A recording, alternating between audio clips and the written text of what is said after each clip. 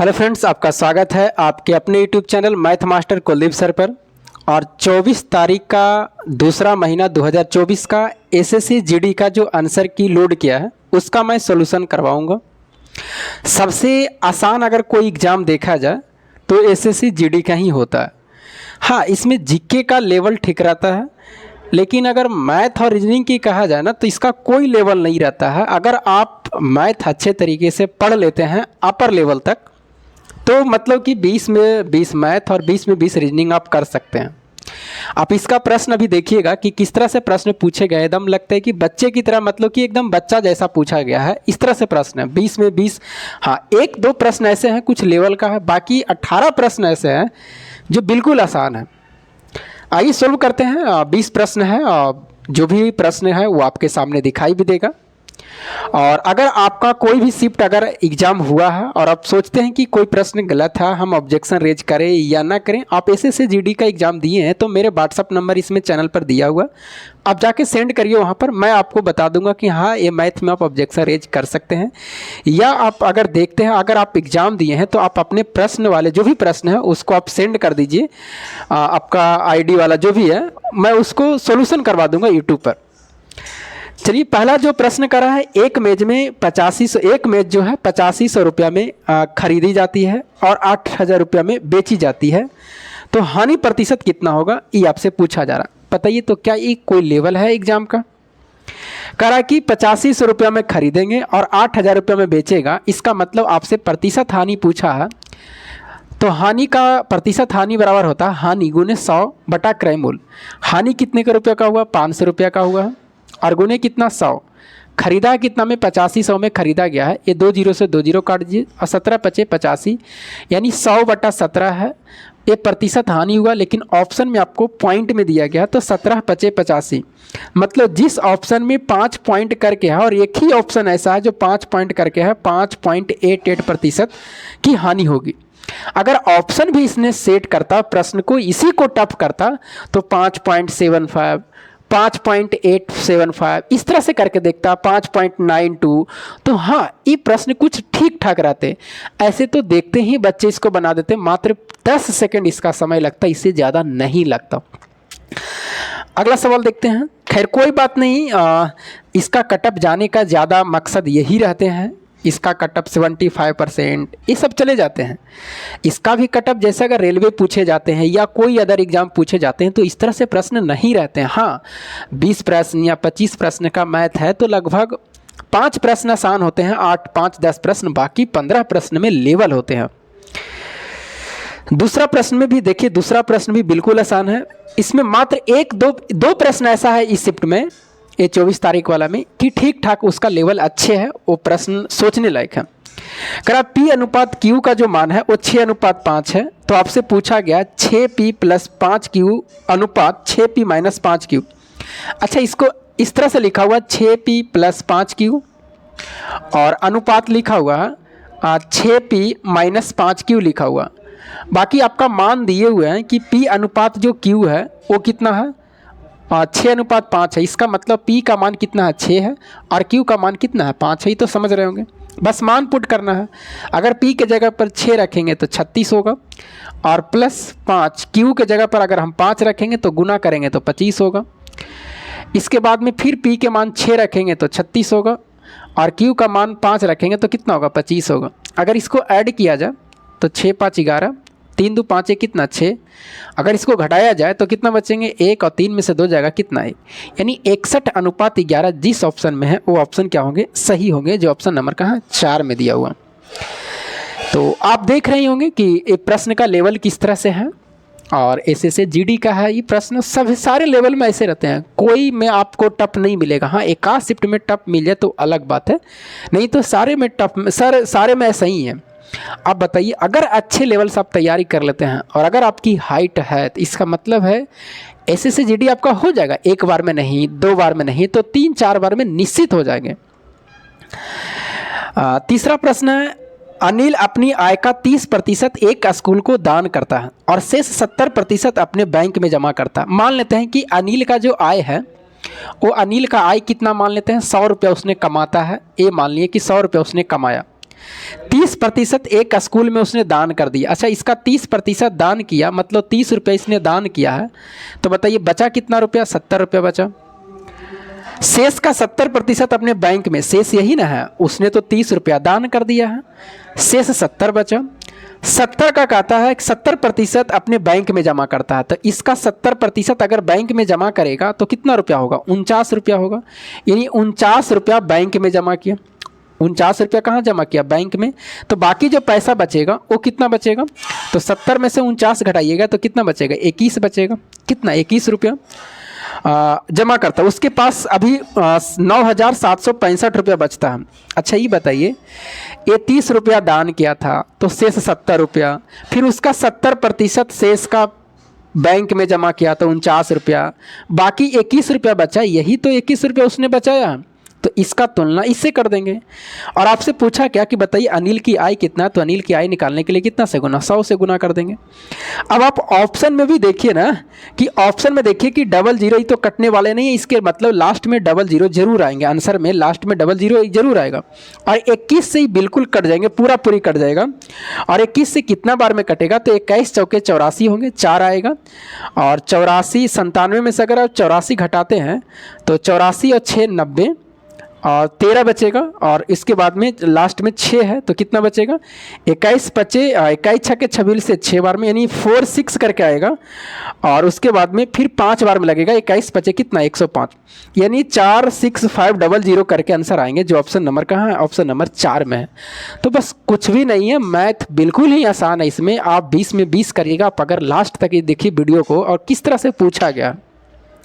ऐसे भी नहीं पूछना चाहिए, थोड़ा सा लेवल को हाई करना चाहिए एसएससी जीडी को, क्योंकि बच्चे बहुत ज़्यादा फॉर्म भरते हैं। अब पहले वाली बात नहीं है कि अब कंपटीशन सभी चीज़ में बढ़ गया।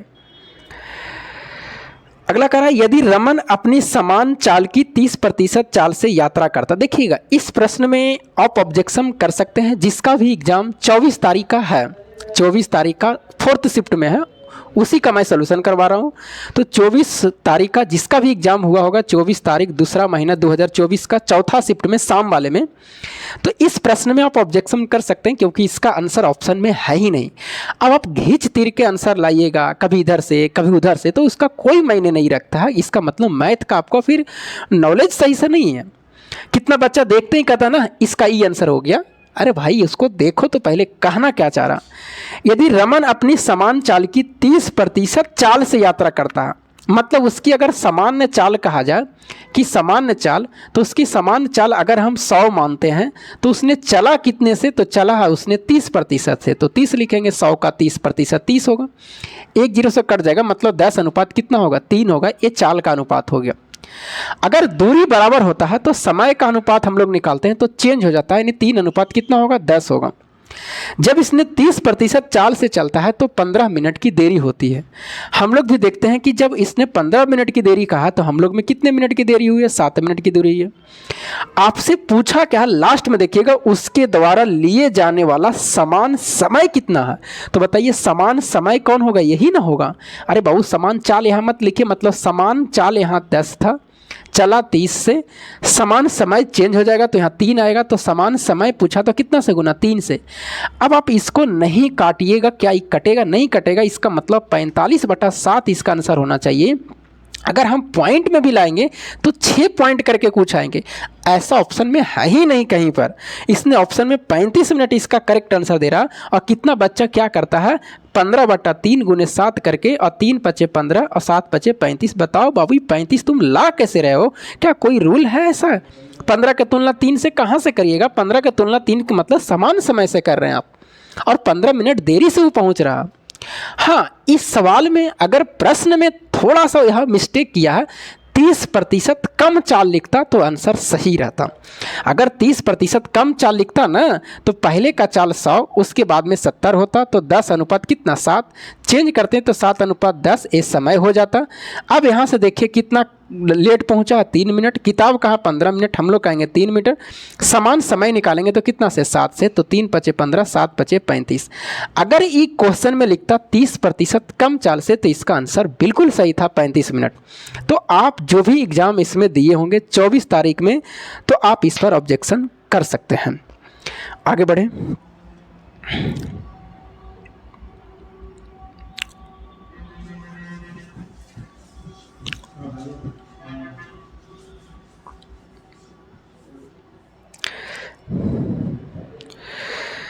अगला कह रहा है श्याम किसी काम का 3/5 भाग 10 दिनों में पूरा कर सकता है। मतलब श्याम किसी भी काम का, श्याम जो है वो किसी भी काम का 3/5 भाग कहता है कि हम 10 दिनों में पूरा करेंगे। तो बताइए 3/5 भाग कहता है कि 10 दिनों में, तो ये पूरा काम कितने दिनों में करेगा? तो 10 × 50 बटा कितना होगा? 3 दिन होगा।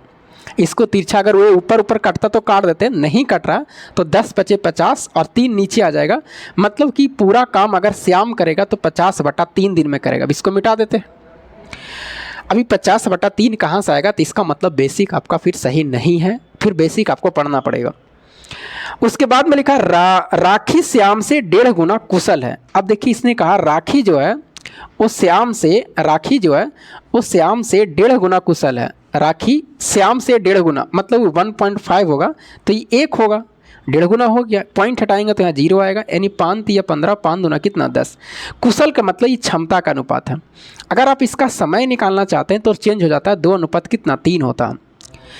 अब इसके बाद में क्या कहा गया? कह रहा कि अकेले उस काम को कितने दिनों में पूरा करेगा? कौन? राखी। तो बताइए अकेले अगर श्याम करता है तो 50/3 दिन लेता है। अगर रेशियो में देखें तो श्याम अकेले कितना दिन में ले रहा है? तो 3 दिन में ले रहा है यहाँ, तो 50/3 का तुलना 3 से करेंगे। उसके बाद में आपसे पूछा राखी का कितना समय लगेगा? तो 2 से गुना, तो 50 दूना 100 हो जाएगा और 3 दिया कितना होंगे? 9 होंगे, यानी 100/9 दिन का समय लगेगा। किसका? राखी का, जो ऑप्शन नंबर का 4 में है। क्या ये लेवल है कोई प्रश्न का? नहीं है कोई लेवल। इसका थोड़े से प्रश्न को क्या करना चाहिए? थोड़ा सा और टफ करना चाहिए कुछ, तब जा कर के लगता कि नहीं एसएससी जीडी का जो कट ऑफ है ना थोड़ा सा लो रहता, क्योंकि बच्चे बहुत ज़्यादा बैठते हैं। अब अगला प्रश्न है, कह रहा है x बराबर 3/8 है। कह रहा है कि x बराबर जो है वो 3/8 है और ब्रैकेट में क्या लिखा हुआ? बाई लिखा हुआ।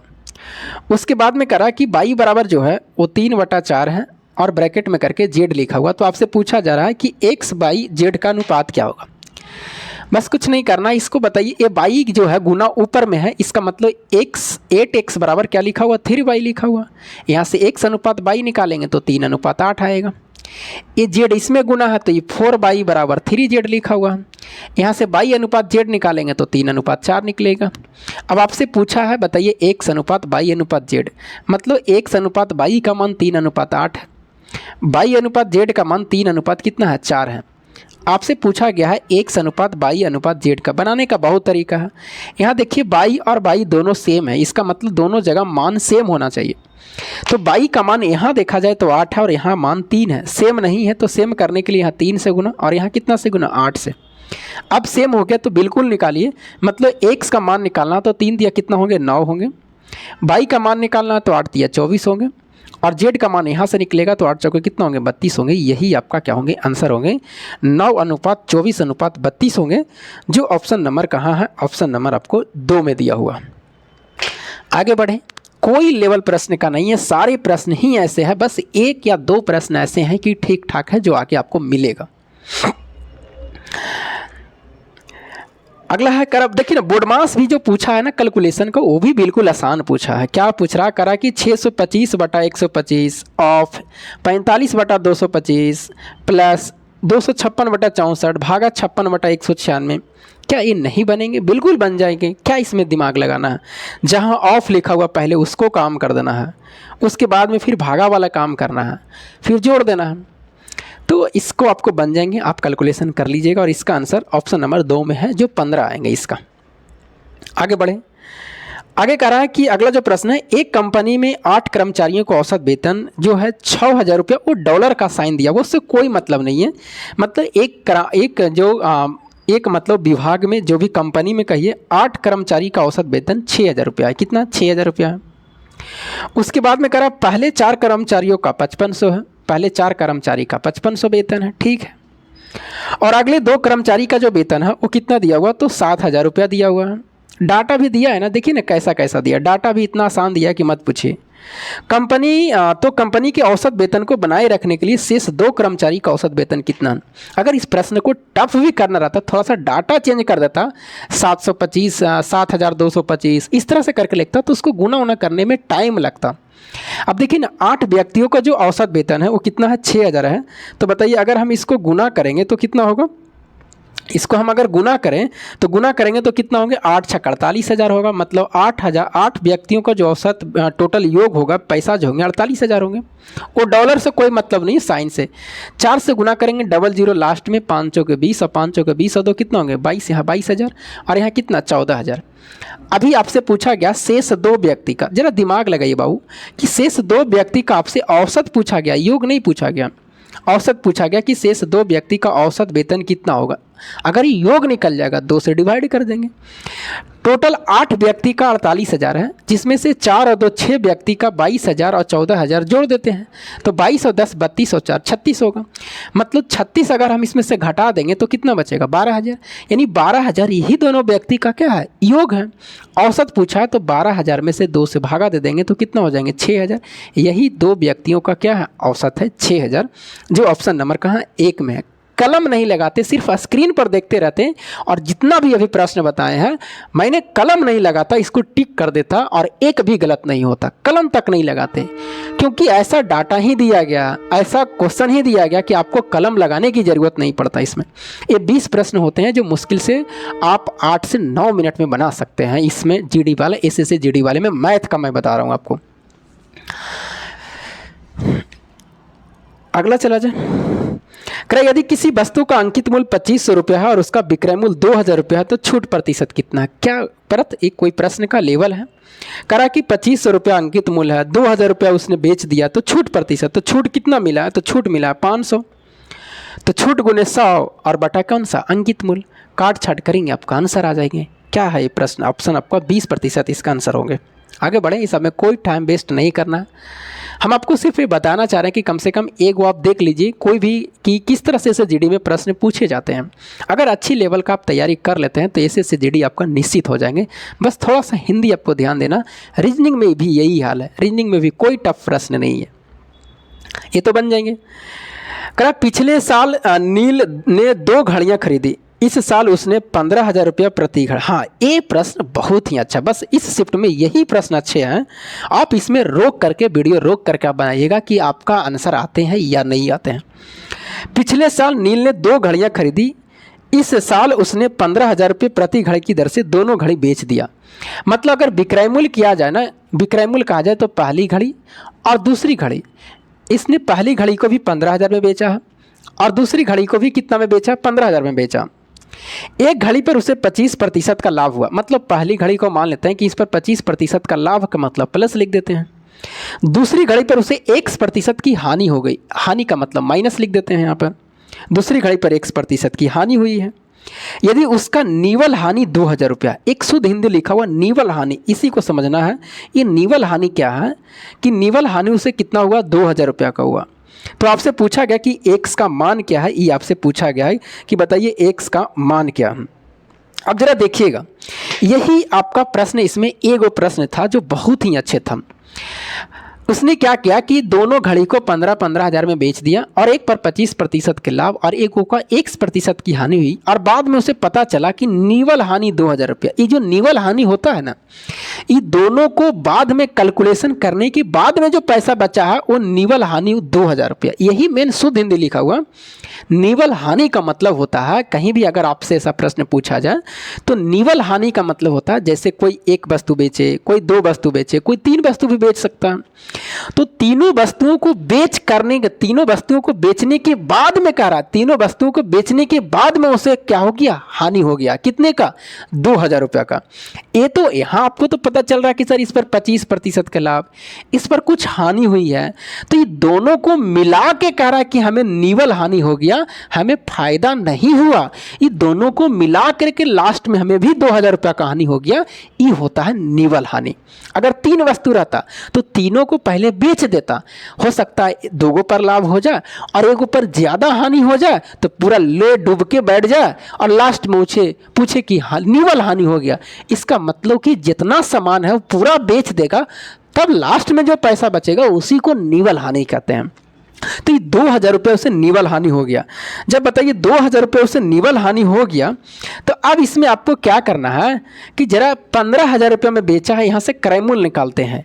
ये 15,000 रुपये में बेचा है, अगर 100 रुपया क्रय मूल्य मानेंगे तो हम लोग का विक्रय मूल्य 125 होगा। क्रय मूल्य निकालना 100 से गुना, ये 25 चौके 100 होंगे, 25 पचे कितना, 25 चौके 100, 25 पचे और 5 दिया कितना 15, यानी 12,000 रुपये में इसने पहली घड़ी को क्या किया था, खरीदा था। ये पहली घड़ी का क्रय मूल्य आ गया।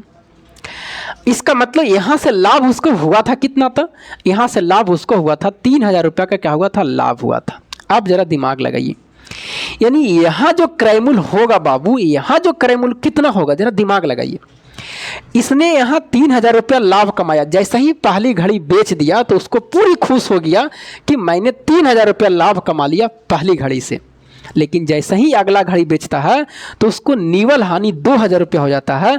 मतलब पहले का जो पैसा 3,000 था वो भी डूब गया, मतलब 3,000 रुपया लाभ जो कमाया वो भी चला गया और 2,000 रुपया की हानि लास्ट में निवल बचा। इसका मतलब है कि यहाँ जो हानि हुआ होगा वो 5,000 का हुआ होगा इस घड़ी पर, तब जाकर के उसको 2,000 रुपया का निवल हानि। क्यों?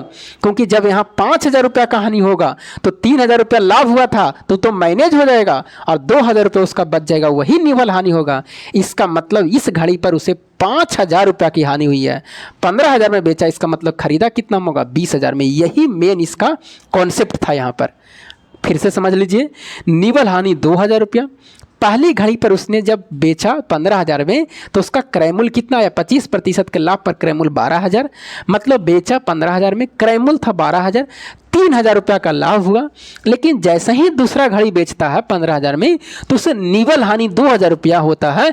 इसका मतलब 2,000 इस घड़ी पर हानि नहीं हुआ, निवल हानि का मतलब जो पहले 3,000 लाभ कमाया था वो भी चला गया। तो बताओ वो भी चला गया, इसका मतलब 5,000 का यहाँ घाटा दिया होगा तब ना ये 2,000 निवल हानि बचेगा, क्योंकि 3,000 तो फायदा कमाया था तो 3,000 हटा दो उसको, तो बाकी 2,000 लास्ट में बचेगा। इसका मतलब 5,000 की यहाँ हानि होगी तो क्रय मूल्य 20,000 होगा।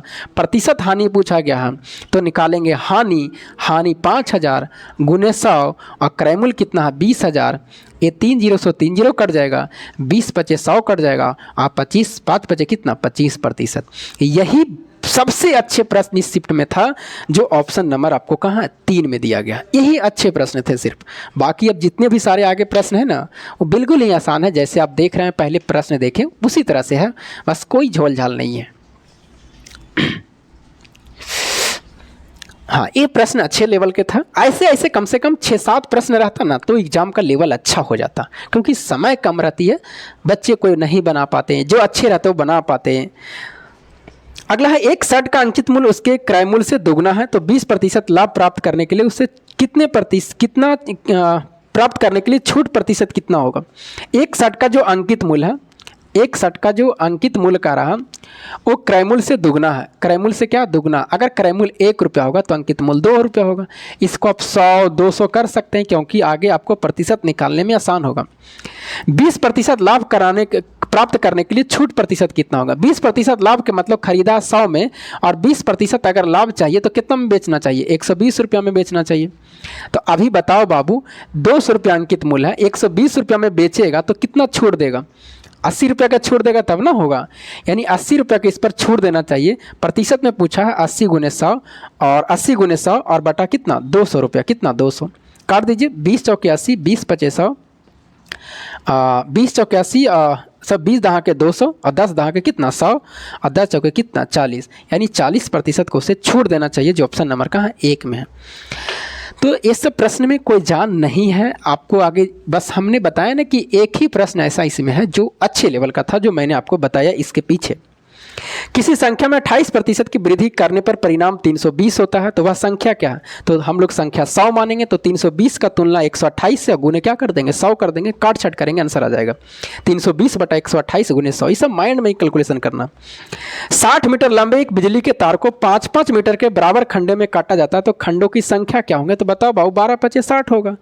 12 ऑप्शन में होंगे जो ऑप्शन नंबर कहाँ 3 में है। हाँ, इसी प्रश्न को अगर थोड़ा सा टफ करना रहता, अगर ऑप्शन में 11 देता और 13 देता और 12 देता तब इस प्रश्न में बहुत बच्चे गलत करते। फिर आपको वैसे बच्चे 100 में 50 ही सही करते, 50 गलत करते। ऑप्शन भी सेट करने का तरीका नहीं है। अरे बाबू, इसी प्रश्न को आप 60 है तो 5 से भागा देंगे तो कितना होगा? 12 खंड होगा। कितने खंड होंगे? 12 खंड होंगे। तो खंडों की संख्या पूछा तो आंसर कितना होंगे? 12। जैसे बाबू, अगर हम एक मान लीजिए कि रस्सी है, अगर हम एक बार इसको काट देते हैं यहाँ पर तो कितने खंड, कितने मतलब कितने टुकड़ा हो गए? 2 टुकड़ा। लेकिन बताइए, काटे हैं एक ही बार ना, तो खंड कितना किए? एक बार। तो इसी प्रश्न में अगर टुकड़ा करके, खंड करके, कुछ चेंज करके पूछता ना और ऑप्शन में 11, 12, 13 देता ना, तब जाकर के बच्चे फंस जाते। ऐसा का प्रश्न पूछे जाते हैं और रेडियो में इस तरह से पूछे जाते हैं, खंड वाले करके, कटने वाले से, तो वो प्रश्न का लेवल रहता है। इसमें लेवल ही नहीं है, उसका पूछने का तरीका ही सही नहीं है, ऑप्शन ठीक करने, सेट करने का तरीका ही नहीं है। ऑप्शन में देता है 11, 12, 13, तो बच्चे बहुत फंस जाते हैं इसमें। आगे बोर्डमास से बन जाएंगे। 25 गुना 4 लिखा हुआ है, 11 दूना 22 हो जाएगा, 7 दूना 14 हो जाएगा, 25 में से 14 फिर उसमें गुना करने, बस ये तो बन जाएंगे। कोई 98 इसका आंसर है। आगे करा कि टॉम और जेरी मिलकर एक घर को 9 दिनों में पेंट कर सकते हैं। यदि टॉम अकेले उस घर को 15 दिनों में पेंट कर सकते हैं तो जेरी अकेले उस घर को पेंट करने में कितना समय लगेगा? क्या ये प्रश्न है बाबू? दोनों मिलकर के 9 दिनों में, दोनों मिलकर के 9 दिनों में, तो 1/9 कर दीजिए और अकेले ही कितना दिनों में? 15 दिनों में घटा दीजिए। कितना आंसर? 45 है। एलसीएम में 9 5 45, 15 3 45, 2/45 होंगे। इसी को चेंज करेंगे तो 45 बटा कितना होंगे? 2 होंगे। ऑप्शन नंबर का 4 में। ये सब कोई मतलब प्रश्न आप मुँह जवानी बना, हम अगर रहते हैं एग्जाम में, बैठते हैं SSGD का, निश्चित है कि मतलब 70 से कम नहीं आते 80 में, क्योंकि मैथ 20 में 20 सही होता है, रीजनिंग 20 में हाँ, रीजनिंग में गलत हो सकते हैं, कभी कभी मिस्टेक हो सकते हैं। ये 40 में 40 करने लायक रहते हैं ये सब। एक निश्चित धनराशि 3/2 वर्ष और 7/2 वर्षों के लिए 12% वार्षिक दर से साधारण ब्याज के बीच का अंतर 1920 रुपया, तो वह धनराशि कितना? बस कुछ नहीं है। एक करा धनराशि जो करा 3/2 वर्ष के लिए और एक करा 7/2 वर्ष के लिए, मतलब रेट जो 12% है इसमें भी है और इसमें भी है। साधारण ब्याज का बीच का जो अंतर है 1920 रुपया। हम लोग अगर मूलधन को 100 मानते हैं तो बताओ बाबू, मूलधन को 100 मानेंगे तो ये दोनों को गुना करेंगे तो ब्याज निकलेगा। तो दोनों को गुना करेंगे, 3/2 गुने 12 तो 2 छक 12 6 18 रुपया ब्याज होगा। इसको गुना करेंगे 2 छक 12 6 7 42 रुपया ब्याज होगा।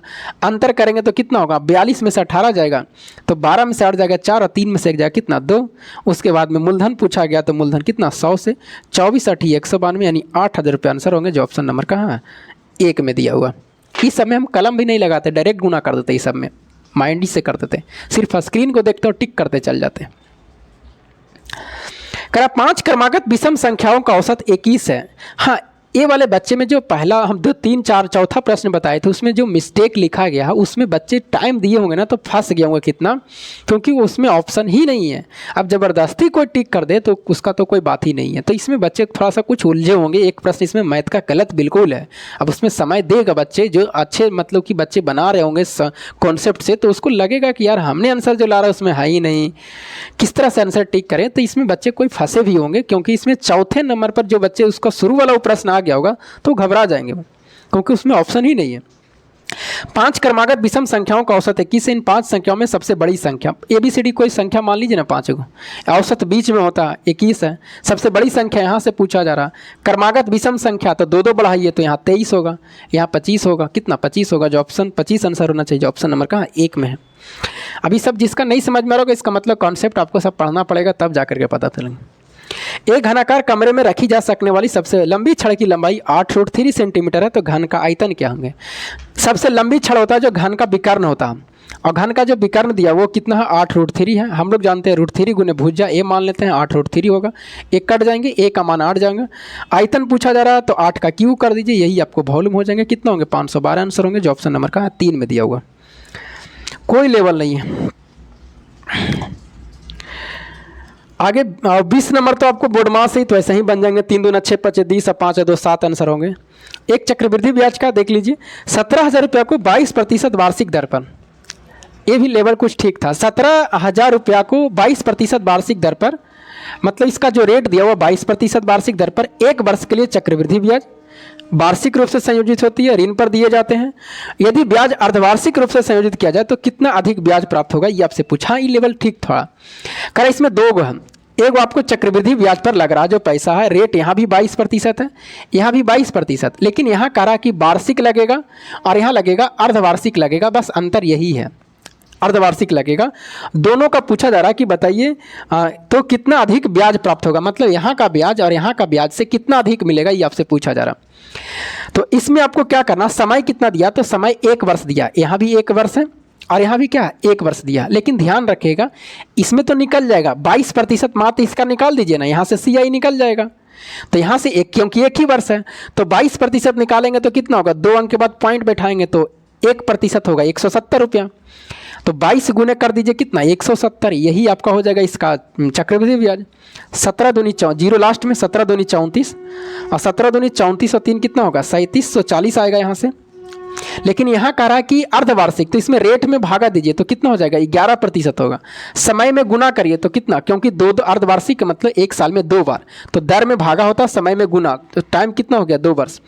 अब 11% निकालेंगे इसका, अब इसमें 2 साल चलेगा, कितने साल 2 साल चलेगा, तो 11% निकालेंगे तो कितना होगा 0 और 11 सत्ते 77 बाकियात में 7 और 11 7 कितना 18, 1870 यहाँ भी लगेगा दूसरा साल में, इसका बैकडूज भी लगेगा 11%। तो बैकडूज कितना होगा 1870, 1870 का 11% निकाल दीजिए, 1870 का कितना 11%, तो कितना होगा 2 अंक के बाद पॉइंट बैठा दीजिए, तो 0 11 सत्ते 77, 11 88, 88 और 7 कितना होगा 88 और 7 95 के 5 बाकियात में 9 और 11 9 कितना 20, 2 अंक के बाद पॉइंट बैठा दीजिए, यही तो अंतर आएगा। ये 1870 तो 3740 हो ही जाएगा ये पैसा, मतलब जो ब्याज में जो अंतर मिलेगा सबसे ज़्यादा यही मिलेगा। 205 पॉइंट कितना 7 होंगे जो ऑप्शन नंबर का 4 में। हाँ, ये भी कुछ ठीक ठाक लेवल था।